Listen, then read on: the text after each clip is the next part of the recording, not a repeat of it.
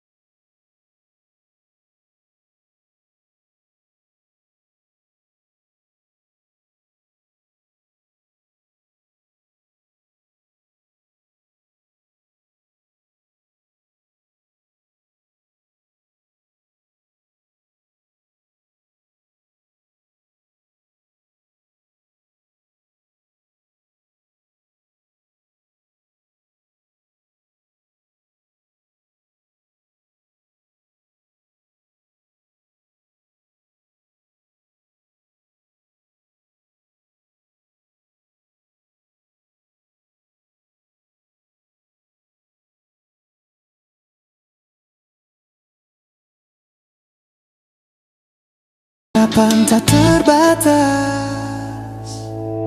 percaya pada sayap tak terbatas, masa depan yang kita capai, semesta yang luas lindungi semua. Daniel Ultra bertabuh hubungkan semua tanpa batas.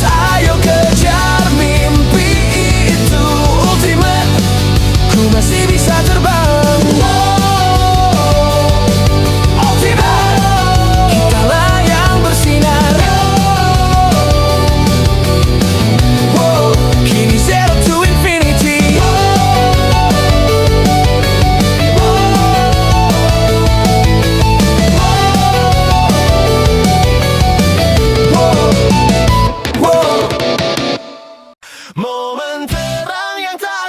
Kembali takkan ku biarkan siapapun merampasnya, demi wujudkan dunia yang ku inginkan. Gabut got energi, got boost hari.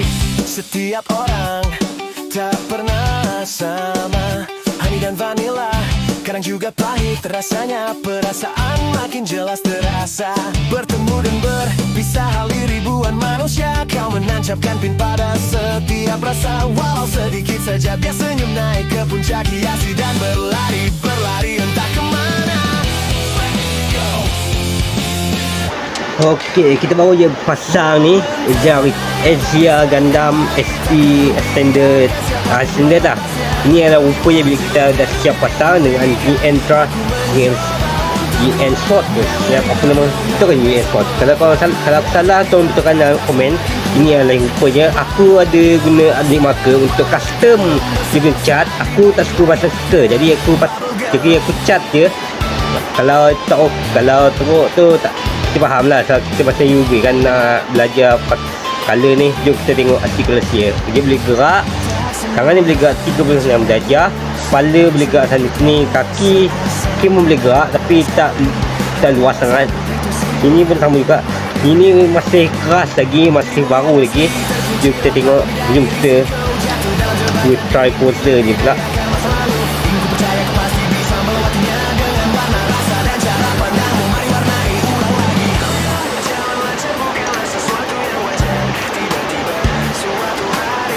Boleh ni. Dan aku rasa itu je video kita kali ni. Terima kasih teman-teman tengok video ni sampai habis. Sorry lah kalau korang tak dengar ni aku cakap sebab hujan. Dan aku jumpa korang di video seterusnya.